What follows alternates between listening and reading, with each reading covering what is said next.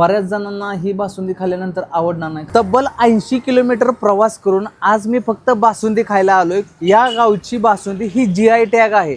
अखंड महाराष्ट्र काय पूर्ण भारतात प्रसिद्ध असलेली ही बासुंदी खायला अजिबात गोड नाही, हे ऐकून तुम्हाला विशेष वाटेल।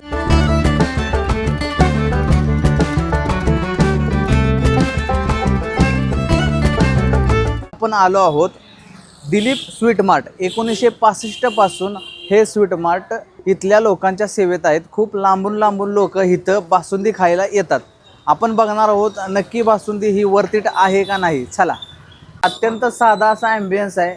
इथं भरपूर स्वीट मार्ट आहेत, पण सगळ्यात फेमस किंवा सगळ्यात क्वालिटी कुठली बासुंदी असेल तर ती या ठिकाणची आहे। मी खूप लोकांना विचारलं, प्रत्येकाच्या तोंडात एकच नाव होतं, दिलीप स्वीट मार्ट। तर आपण मालकांच्यावर चर्चा करणार आहोत आणि विचारणार आहोत या ठिकाणचा इतिहास म्हणा किंवा या ठिकाणची माहिती। नमस्कार, आपल्या सोबत आहेत शॉपचे मालक। दादा नमस्कार, आपलं नाव आणि पूर्ण माहिती सांगा। माझं नाव निलेश दिलीप गवळी। 1965च्या आधीपासून सुरुवात झाली। आधी हॉटेल वगैरे असायचे, म्हणजे उत्ताप्पा, सांबारी, साऊथ इंडियन्स, मिसळ वगैरे सगळं असायचं। नंतर जरा बासुंदीवर आमचं दूध कलेक्शनचं हे होतं, मजरेवाडी गाव। त्यामध्ये जे राहिलेल्या दुधाची खवा वगैरे असं हळूहळू करत त्यामध्ये बाय प्रोडक्ट चालू केले।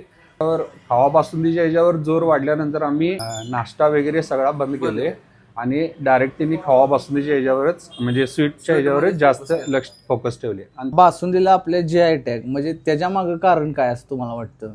आम्ही डायरेक्ट डेअरीतून दूध आणतो आणि त्याचा आम्ही डायरेक्ट बासुंदी हे करतो। म्हणजे त्यामध्ये कलर किंवा फूड कलर किंवा इसेन्स किंवा इतर काय जे आर्टिफिशियल स्वीटनर किंवा जे टेस्टर आणि काय असेल ते त्याचं थिकनर जे वाढवायला काय आम्ही काय गोष्टी वापरत नाही, ते आहे ते नॅचरल। आणि जे आम्ही लोखंडी कढई आणि लागणारा जो हे इंधन आहे ते सगळं डायरेक्ट लाकडापासूनच देतो त्याला। असं गॅसचा पण वापर होत नाही आणि आम्हाला जास्त वेळात कमीच बासुंदी निघते आमची। क्वालिटी मागचं हे कारण असू शकतं की जास्त वेळ लागतो। पंचक्रोशीत नाव म्हटलं तर पहिल्यापासून आमच्या दुकानचं आहे। मग नंतर नवीन नवीन दुकान झाले, नवीन नवीन कॉम्पिटिशन चालू झाले। फक्त एकच हे मिळते, बेस्ट बासुंदी तेवढीच तयार होते, फक्त तयार बासुंदी। त्यामध्ये शुगर ने ऍड, परत दूध म्हणजे घटसर आहे त्याला तुम्ही दूध आणि शुगर ऍड करून खाऊ शकता किंवा नुसतं शुगर नुसतं ऍड करून खाऊ शकता। बिना साखरेची बासुंदी म्हणतात, काय हरकत नाही, फिकी बासुंदी म्हणून म्हणतात जास्त। पत्ता सांगायचा झाला तर काय आहे? बरोबर आंबेडकर पुतळा किंवा बाजारपेठ, मेन बाजारपेठ कुरुंदवाड। कुरुंदवाड। कुरुंदवाडच्या मेन बाजारपेठ मध्ये आहे आपलं दिलीप स्वीट मार्ट।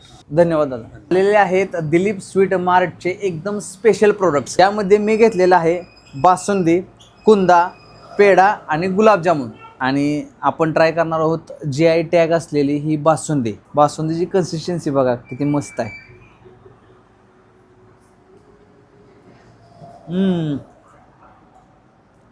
खरं सांगतो, बासुंदी एकदम फिक्की आहे पण ओरिजिनल आहे। तुम्हाला सांगतो, यामध्ये कसली साखर, कोणतंही केमिकल, कोणतंही प्रिझर्वेटिव्ह वापरलेलं नाही। बऱ्याच जणांना ही बासुंदी खाल्ल्यानंतर आवडणार नाही कारण ही गोड नाही, पण तुम्हाला सांगतो ओरिजिनल बासुंदी कशी असते ना, तर ती ही अशी असते। उगाच नाही या बासुंदीला GI टॅग मिळालेला आहे। थोडक्यात तुम्हाला सांगतो, GI टॅग म्हणजे एखाद्या विशिष्ट लोकेशन किंवा एखाद्या ठिकाणचं एखादा प्रोडक्ट असतो जो तिथंच खास बनला जातो, तिथल्या म्हणजे भौगोलिकदृष्ट्या म्हणा किंवा तिथल्या वेगवेगळ्या पदार्थांमुळं तो विशेष बनला जातो, त्यामुळेच त्या पदार्थाला GI टॅग मिळाला जातो। आणि तोच GI टॅग ह्या बासुंदीला मिळालेला आहे। कुरुंदवाडमधील दिलीप स्वीट मार्ट यांच्याकडे ही बासुंदी मिळते। कुरुंदवाडमध्ये कोण फेमस असेल बासुंदी तर ती यांची आहे।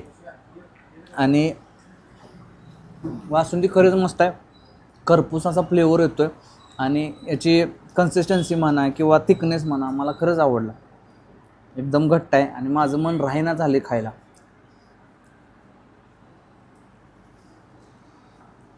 यात साखर टाकली किंवा केमिकल वगैरे टाकले तर तुम्हाला बाजारात जशी बासुंदी मिळते ना तशी लागेल, पण ही खायची मजा आहे ना ती तुम्हाला इथं आल्यावरच समजेल। लक्षात ठेवा, मला खरंच आवडली। हा आहे कुंदा, बघूया कसा आहे। यात जरा गोडी लागली। खरं सांगू का, आपल्याला सवय झाली गोड बासुंदीची, पण तशी बासुंदी नसते। हा जो कुंदा आहे ना खरंच खाताना मस्त लागतोय आणि तोंडात टाकल्या विरघळतोय। जास्त गोड नाही, जेवढ्या प्रमाणात गोड पाहिजे ना तसा गोड आहे. कुंदा पण मस्त आहे. आणि त्यांचा पेढा, पेढ्याचं वरचं टेक्स्चर बघा, एकदम खरभरीत असं टेक्स्चर आहे. रेग्युलर पेढा असतो तसा हा पेढा नाही.